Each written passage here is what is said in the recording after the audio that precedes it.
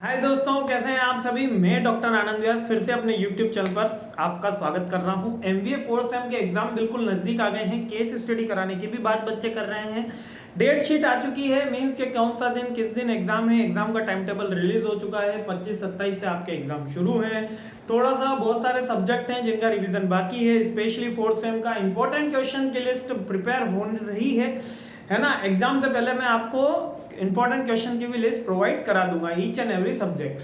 ठीक है, HR, finance, marketing, अभी अपन ने कंपलसरी सब्जेक्ट MBA के बहुत से 4th सेम के कम लिए हैं। अब स्पीड बिल्कुल बढ़ जाएगी क्योंकि आपके एग्जाम भी है। पूरी जिम्मेदारी मेरे ऊपर है कि सारे सब्जेक्ट के कैसे कराता हूँ। MBA 2nd सेम वालों, उनके लिए भी पैरेलल वीडियो आएंगे, ऐसी मेरी पूरी कोशिश रह रही है। खैर 1-2 ही वीडियो रोज अपलोड हो रहे हैं, लेकिन अब थोड़ा मैं ज़्यादा इसको बढ़ाने वाला हूँ क्योंकि अब आपकी भी मेहनत ज़्यादा होगी और मैं भी मेहनत करने वाला हूँ। तो ये यूनिट 1 का 3rd पार्ट है और ऑलरेडी मैं दोनों पार्ट कंप्लीट करवा चुका हूं। न जाने कैसे ये 3rd पार्ट उस समय हुआ नहीं और फिर बाद में हमने सारी यूनिट कर दी। ये सब्जेक्ट ऑलरेडी कंप्लीट हो चुका है, केवल यूनिट 1 का 3rd पार्ट बचा हुआ है। केस स्टडी आती है, याद रखना ही, अगर केस स्टडी आती है यूनिट 1 से तो इसी 3rd पार्ट से आती है। ठीक है, तो आगे बढ़ते हैं। तो क्या है इसका पहला टॉपिक है buyer and seller relationship types, managing relationship with the supplier and customer and distributor. ठीक है, थोड़ा सा मैंने पहले से ही नोट डाउन कर लिया था। अभी वो समझने से पहले एक छोटी सी फंडा अपन समझ लेते हैं। अपना टॉपिक क्या है? Buyer seller relationship. क्या है टॉपिक? Buyer seller relationship. लेकिन इसमें टॉपिक समझने से पहले अपना सब्जेक्ट नेम क्या है? B2B। B2B का मतलब बिजनेस टू बिजनेस, यानी कि यहां पर बायर होंगे, कौन होंगे? होलसेलर होगा और रिटेलर होगा। और सेलर कौन होगा? या तो मैन्युफैक्चरर होगा या होलसेलर होगा। रिटेलर सेलर नहीं होगा। क्यों नहीं होगा? क्योंकि रिटेलर तो किसको सेल करता है? कस्टमर को करता है। और हमारा तो बिजनेस टू बिजनेस की बात कर रहे हैं, तो बिजनेस टू बिजनेस में बायर कौन होते हैं? केस स्टडी में बहुत इंपॉर्टेंट रोल प्ले करता है ये। बायर कौन होते हैं? या तो रिटेलर होगा या होलसेलर होगा। इतनी बात क्लियर हो गई। सेलर कौन होगा? या तो मैन्युफैक्चरर होगा या होलसेलर होगा। क्यों? क्योंकि B2B ट्रांजैक्शन को अपन क्या कहते हैं? Business to business. और इसके अंदर क्या कहता है? मैन्युफैक्चरर किसको बेच रहा है? होलसेलर को सेल कर रहा है। और होलसेलर किसको बेचता है? रिटेलर को बेचता है। यहां पे B2B खत्म हो जाता है। यहां भी आपका B2B है, यहां भी B2B है, यहां भी B2B है। लेकिन जैसे ही रिटेलर बेचता है कस्टमर को, ये क्या हो जाता है? B2C हो जाता है। इतनी बात याद रखिएगा तो आपको बहुत ही इजी हो जाएगा। अब इसमें क्या होता है कि अपन ने जब B2B के कैरेक्टरिस्टिक्स पढ़े थे फर्स्ट यूनिट में, तो मैंने ये बताया था ये लॉन्ग टर्म रिलेशनशिप होती है। कैसी रिलेशनशिप होती है? Long and complex. ठीक है, लॉन्ग एंड कॉम्प्लेक्स। लॉन्ग होती है, कॉम्प्लेक्स होती है, लो मार्जिन होता है। ये इसके कैरेक्टरिस्टिक्स हैं। अब आप एक बात याद रखिए कि जब कोई रिलेशनशिप लॉन्ग टर्म के लिए होती है और वो काफ़ी पेचीदा होती है क्योंकि इसमें काफ़ी टर्म्स एंड कंडीशन लागू होते हैं, मार्जिन भी लो रखते हैं। होलसेलर रिटेलर को जब देते हैं सबका प्रॉफिट कट रहता है, सबको पता है कि आगे बेचेगा इस प्रोडक्ट को। ठीक है, इसलिए कॉर्पोरेट सेल होती है, कॉमर्शियल सेल होती है, नॉर्मल सेल, कस्टमर सेल नहीं होती। तो इसके लिए मार्केटिंग स्ट्रेटेजी अलग सी होगी। इसके लिए जो आप एडवर्टीजमेंट करेंगे वो डिफरेंट काइंड का एडवर्टीजमेंट करेंगे। कभी आपने सुना है कि कोई FMCG की प्रोडक्ट, पार्ले की कंपनी या आप ये समझ लीजिए लक्स की कंपनी, हिंदुस्तान यूनिलीवर, होलसेलर या रिटेलर के लिए कोई एडवर्टीजमेंट कर रही? नहीं, वो किसके लिए करती है? कस्टमर के लिए करती है। और कस्टमर जो है वो डिमांड करता है तब होलसेलर रिटेलर इसको लाके इमर्ज करता है। तो यहां पर जो टॉपिक है अपना buyer and seller relationship, it mean as the relationship between the wholesaler and the manufacturer. इतना याद कर लो, या होलसेलर एंड द रिटेलर। ठीक है, होलसेलर मैन्युफैक्चरर से थोड़ा समझने में आसान होता है। अब यहाँ पर क्या रिलेशनशिप है? अब यही तो मेन फंडा रह जाता है। बच्चे क्या इसमें कस्टमर की बात जोड़ देते हैं। कस्टमर का कोई लेना देना ही नहीं है। Some buyers and seller are more interested in building strong relationship. Strong relationship में क्यों? क्योंकि अधिकतर आपको पता है जो होलसेल से बिजनेस, होलसेलर जो प्रोडक्ट लाते हैं कहां से? मैन्युफैक्चरर भैया से। जब वो प्रोडक्ट लाते हैं तो किस में लाते हैं? क्रेडिट में लाते हैं ना भैया।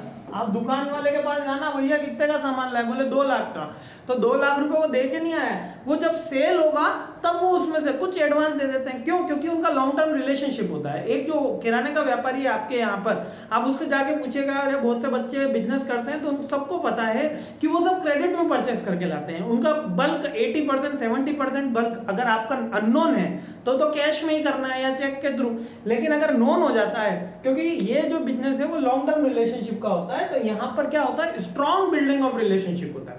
यानी किसी भी होलसेलर और रिटेलर की सक्सेस उसकी रिलेशनशिप पे मेंटेन करती है थ्रू देयर विद देयर किसके, मैन्युफैक्चरर या होलसेलर के। अगर अपन मैन्युफैक्चरर और होलसेलर की बात करते हैं तो होलसेलर का जो सक्सेस रेशो है वो उसके मैन्युफैक्चरर से मिलने वाले क्रेडिट पे। आज मेरे को बाइक बेचनी है, ठीक है, तो अब जैसे कि यहाँ पर बाइक का पेमेंट आज मैं एजेंसी ले लेता हूँ, होंडा की एजेंसी ले लेता हूँ, तो मैं मान लीजिए 2 लाख बाइक मेरे को सेल करनी है पूरे ईयर के अंदर 2 लाख बाइक का सेल का मेरा टारगेट है। अब वो 2 लाख बाइक का अगर मेरे को डिलीवरी लेनी है तो क्या मैं पहले पेमेंट जमा कराऊंगा? अरे नहीं, पहले मैं कस्टमर से इधर से एडवांस लेता हूँ, वही एडवांस थोड़ा सा आगे जमा करा देता हूँ, बाकी अपने पास रखता हूँ। जब कस्टमर पूरा पेमेंट देता है तब मैं मैन्युफैक्चरर को रिलीज करता है। ये मेन फंडा होता है। लेकिन ये कब इमर्ज होगा? जब स्ट्रॉन्ग रिलेशनशिप होगा, और ये B2B में ही होता है, रिटेल में नहीं है। भैया कोई अननोन दुकान है, किराने की दुकान, भैया मैं 10 रुपए की पार्ले जी बिस्कुट देना, तो फ्री में नहीं देगा, वो क्रेडिट पे नहीं देगा, वो बोलेगा भैया कैश दो। बट यहाँ पर क्या होता है कि अगर आपका कोई न्यू मेंबर भी आपके साथ डीलरशिप करना चाह रहा है, क्यों? क्योंकि वो आपको सेल वॉल्यूम जनरेट करके देगा, और सेल ही एंड, अगर आपकी सेल ग्रोथ होगी तो आपका प्रॉफिट भी ग्रोथ होगा। ये इसका पीछे का अलग लॉजिक चलता है। The 4 types of the relationship between buyers and seller.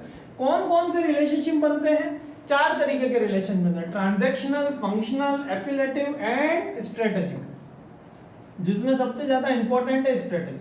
अब ट्रांजैक्शनल रिलेशनशिप क्या है? ट्रांजैक्शनल रिलेशनशिप मतलब कि आपका इस तरीके का रिलेशनशिप कि आपका जो ट्रांजैक्शन हो रहा है, यहाँ पर वो ट्रांजैक्शन मतलब कि डेली सेल परचेस से नहीं, ट्रांजैक्शन मतलब कि प्रोडक्ट सोल्ड आउट होने से। कौन से प्रोडक्ट? सोल्ड होने से ये ट्रांजैक्शन हो रहा है। मींस कि आपको एक सप्लाई चेन मैनेजमेंट की जरूरत है। किसकी जरूरत है? सप्लाई चेन मैनेजमेंट की जरूरत है। तो पहला जो रिलेशनशिप एक बायर और सेलर में बनता है वो सप्लाई चेन मैनेजमेंट का बनता है। इसी को ही नॉर्मल लैंग्वेज में, यहाँ पर बुकिश लैंग्वेज में ट्रांजैक्शनल बोलते हैं। अब सप्लाई चेन तो अपन सबको पता ही। सेकंड बनता है फंक्शनल। अब फंक्शनल क्या होता है? किसी भी मैन्युफैक्चरर का फंक्शनल क्या होता है भैया? कौन सा होता है? प्रमोशन करना होता है, क्वालिटी कंट्रोल करना होता है,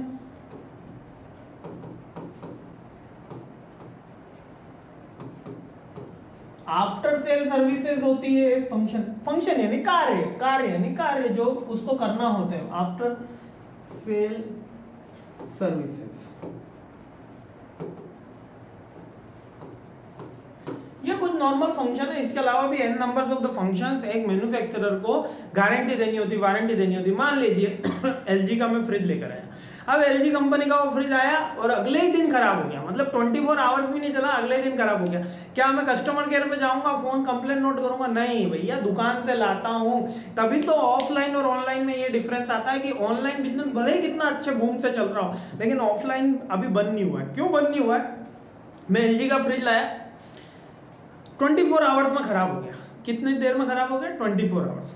तो मैं वापस दुकान पे जाऊंगा, वो दुकान वाला मेरे को रिप्लेस करके देगा कि बोले आनंद तुम आए थे, ये फ्रिज ले गए थे, चलिए खराब हो गया, कोई बात नहीं, मैं कंपनी से इसको रिप्लेस करवाऊंगा। वो इतनी वहाँ पे एक नॉर्मल कस्टमर यदि वो बार बार वहाँ से फ्रिक्वेंटली परचेस कर रहे हैं तो उसकी इतनी वहाँ पे क्रेडिट हो जाती है कि वो कर देता है। लेकिन यही अगर मैंने ऑनलाइन खरीदा होता फ्लिपकार्ट या अमेजोन के थ्रू, तो वो कहता है भैया कस्टमर केयर पे संपर्क करो, उसका आदमी आएगा सही करेगा। सही वो भी करके दे रहा है, यह भी बंदा सही करके दे रहा है, लेकिन इसकी सर्विस यहाँ पे फास्ट हो रही है। क्यों? क्योंकि यहाँ पर नॉर्मल प्रोडक्ट, हाँ 2 साल बाद होने के बाद तो ऑनलाइन हो के ऑफलाइन हो सबका इक्वल रहता है, लेकिन यहाँ पर क्या है, कुछ सर्विसेज जो मैन्युफैक्चरर को देनी चाहिए वो होलसेलर और रिटेलर प्रोवाइड करा देते हैं। After sale services, quality control, वो होलसेलर ही चेक कर लेता है भैया क्वालिटी तुम्हारे प्रोडक्ट की सही नहीं है, बिकेगा नहीं, मैं नहीं बेच रहा, तो वो क्वालिटी कंट्रोल, क्वालिटी टेस्टिंग का काम कर देता है। प्रमोशनल एक्टिविटी, आप दुकान पे गए, दुकानदार कहेगा अरे मैडम, अरे सर ये साबुन आया है, ये नया पेस्ट आया है, अरे ये नया प्रोडक्ट आया है, एक बार ट्राई कीजिए। तो वो प्रमोशन कौन कर रहा है? अल्टीमेटली कस्टमर को आप एडवर्टीजमेंट कर रहे हो, न्यूज़पेपर में दे रहे हो, सोशल मीडिया पे दे रहे हो, लेकिन जब सेलिंग के लिए वो परचेस के लिए गया तो and of the day promotion कौन कर रहा है? आपका रिटेलर होलसेलर ही तो कर रहा है। तो ये कुछ फंक्शंस होते हैं जो कौन करता है, रिलेशनशिप बनता है कि इसने ज्यादा सेल करा है तो ये ज्यादा मेरा एक्टिवली पार्ट है, तो ये फंक्शनल पर्सन। थर्ड एफिलेटिव। एफिलेटिव में अंदर तो इतना वो है, मार्जिन की करोड़ों की कंपनियां चलती हैं, करोड़ों का ट्रांजैक्शन हो जाता है। एफिलेटिव, एफिलेटिव क्या होता है? एफिलेटिव का मतलब बेसिकली एजेंट बनाना। फेसबुक का एफिलेटिव प्रोग्राम है, अमेजॉन का एफिलेटिव प्रोग्राम है, बहुत सारी वेबसाइट अपना एफिलेटिव प्रोग्राम चलाती है। इसके अंदर बेसिकली क्या होता है कि आपको कुछ कमीशन दे दिया जाता है सेल करने पे। क्या? कुछ कमीशन दे दिया जाता है। अगर आप 200 यूनिट बेचोगे, 2000 यूनिट बेचोगे तो आपको कमीशन नहीं मिलेगा, आप मार्जिन तो मिलेगा ही मिलेगा कि आप 20% 25% बेच रहे हो तो मार्जिन तो मिल रहा है। जैसे कि मेरे एक फ्रेंड है, उनका प्रिंटर की दुकान है, तो वो प्रिंटर की दुकान पे क्या होता है कि उन्होंने एक सेल करी, उन्होंने पर्टिकुलर कोई प्रोडक्ट की सेल करी, तो सेल करने पे कंपनी उनको क्या करती, कोई फ्री ट्रिप दे दी, कहीं घूमने के लिए भेज दिया, कहीं कॉन्फ्रेंस में फ्लाइट की टिकट दे दी। तो ये क्या होता है? ये एफिलेटिव मार्केटिंग होता है। Then strategic marketing. Strategic marketing क्या होती है? अब यही सबसे ज्यादा इंपॉर्टेंट और केस स्टडी भी इसी से आती है। अब स्ट्रेटेजिक क्या होती है कि स्ट्रेटेजिक का मतलब वैसे तो प्लानिंग ही है, स्ट्रेटेजिक मार्केटिंग अपन डिटेल में पढ़ लेते हैं। जब स्ट्रेटेजिक का मतलब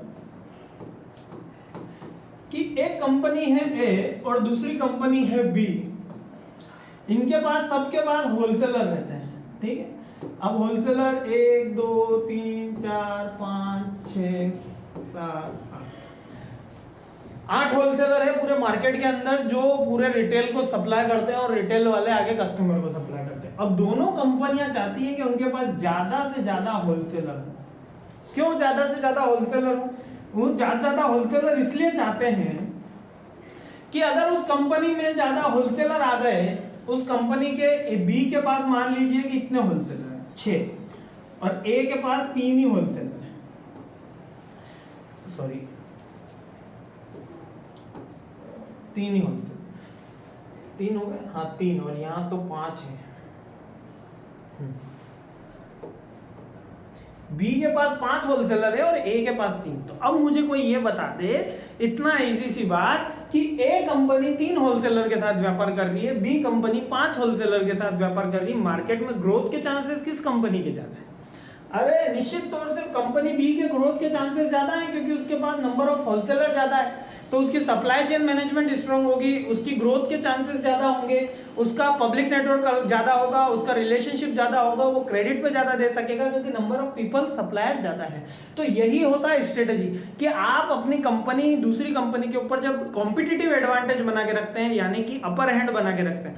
आज मान लीजिए कि कोई नई कंपनी आती है, रिलायंस की कोई नई कंपनी आती है, कोई कपड़े की नई कंपनी आती है, या कोई आप ये कोई गुड्स की आप अपन एफएमसीजी प्रोडक्ट पकड़ते, कोई साबुन की नई कंपनी आती। अब साबुन की कंपनी आई, उसको पूरे ऑल ओवर इंडिया प्रोडक्शन की कैपेसिटी भैया 5 लाख है, प्रोडक्शन की कोई है ही नहीं, 5 लाख पर आवर वो प्रोडक्शन कर रही है, तो बहुत सारे यूनिट प्रोड्यूस कर रही है, लेकिन उसको सेल करनी है। तो सेल तभी हो पाएगी जब वो मॉल्स में अपना उनका प्रोडक्ट रखेगी, जब वो होलसेलर की उनके पास डीलरशिप होगी, जब उनका सप्लाई चेन नेटवर्क स्ट्रॉन्ग होगा। आज वो प्रोडक्ट मेरे यहाँ पे नहीं मिल रहा है, आज वो मेरे यहाँ पे डीलर नहीं है, तो क्या मैं वो प्रोडक्ट फ्रिक्वेंटली बाय कर पाऊंगा? नहीं कर पाऊंगा। यही उसका स्ट्रेटेजिक एडवांटेज होता है, यानी कि आपकी रणनीति स्ट्रेटेजी को तो बोलते हैं रणनीति। तो स्ट्रेटेजिक एडवांटेज क्या? कॉम्पिटिटिव के ऊपर जब एडवांटेज है कि आपका जब सप्लाई चेन मैनेजमेंट स्ट्रांग हो जाता है, और हो सकता है जैसे कि मैं आपको बताऊं, 2 प्रिंटर है अपने पास, एक एचपी है, एक एप्सॉन मान लो, ठीक है, एप्सॉन का प्रिंटर है, एक एचपी का प्रिंटर है। एचपी के प्रिंटर में मार्जिन लो है, क्या है? मार्जिन लो है, और एप्सॉन के प्रिंटर पे मार्जिन जो रहता है वो हाई रहता है। अब होलसेलर किसको प्रिफर करेंगे? भैया हाई मार्जिन वाले को, लेकिन फ्रीक्वेंटली सेल किसकी ज्यादा होती है?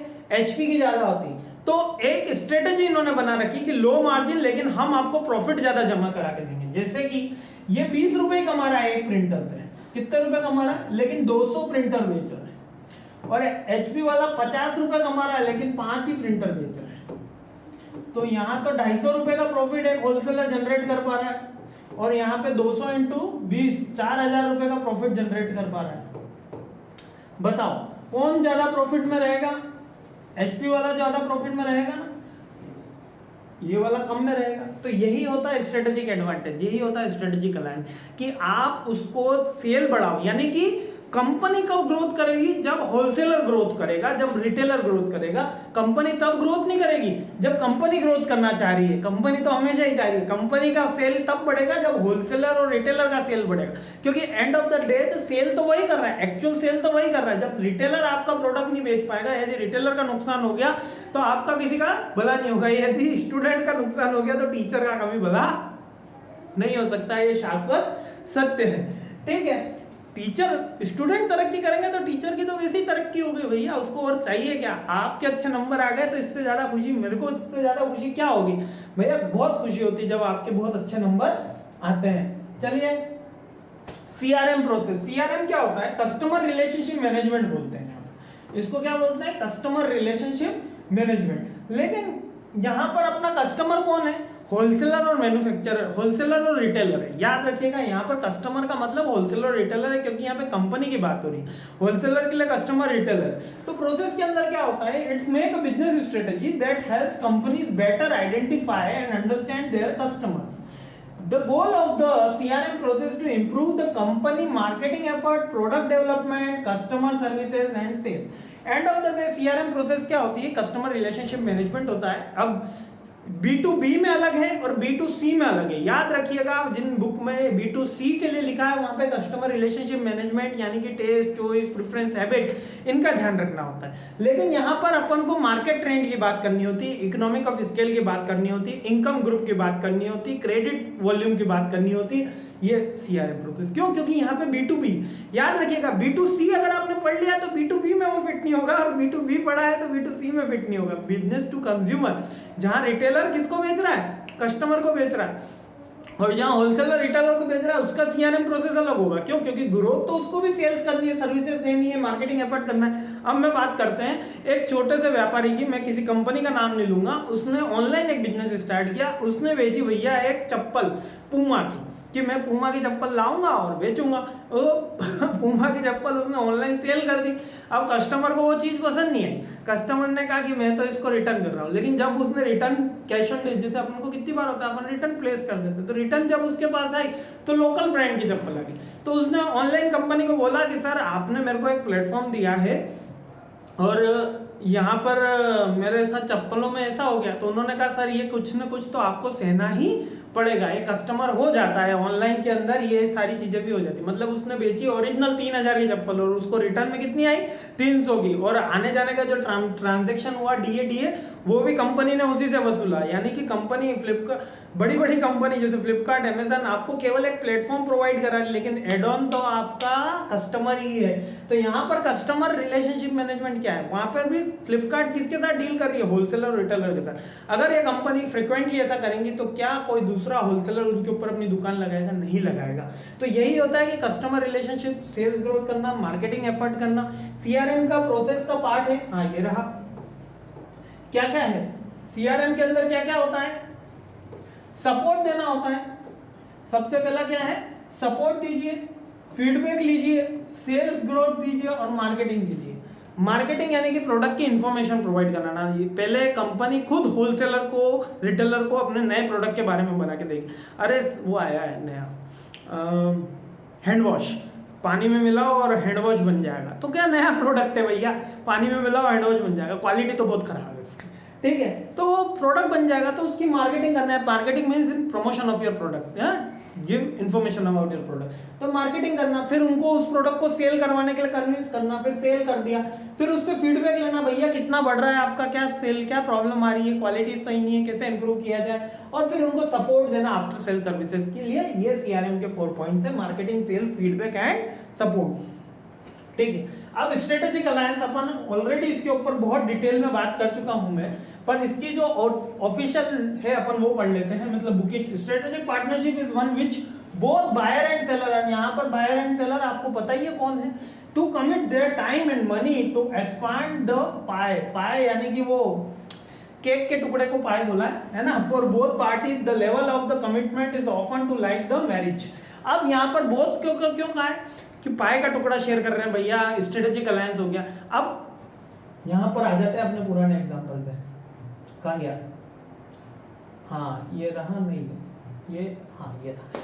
अब देखिए यहाँ पर होलसेलर के पास, इसके पास भैया 3 ही है, कितने हैं, 3 ही है, और यहाँ पर इनके पास 5 थे।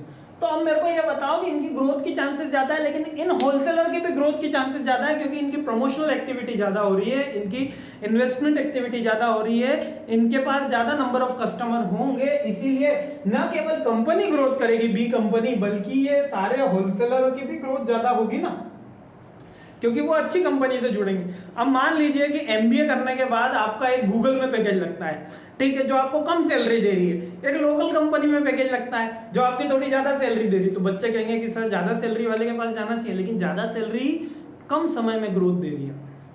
बड़ी कंपनी में एक बार आप जुड़ गए और उसका एक्सपीरियंस का ठप्पा आपके ऊपर लग गया, तो फिर आपकी जो सैलरी बूम आएगा उसका तो फिर कोई अंदाजा ही नहीं। तो कंपनी की ग्रोथ तब होगी जब, होलसेलर की भी ग्रोथ कब होगी, जब कंपनी की ग्रोथ होगी, और कंपनी की भी ग्रोथ कब होगी, जब होलसेलर और रिटेलर की ग्रोथ होगी। मींस के दे आर शेयरिंग देयर पाई, है ना, ये एक टर्म है, फेज है, याद रख लेना। मींस के अपना केक का टुकड़ा शेयर कर रहे हैं, ठीक है। इज लाइक अ मैरिज के आप उसके साथ जुड़े रहो, वो हमारे साथ जुड़े रहा, हम दोनों मिलके आगे बढ़े, ठीक है।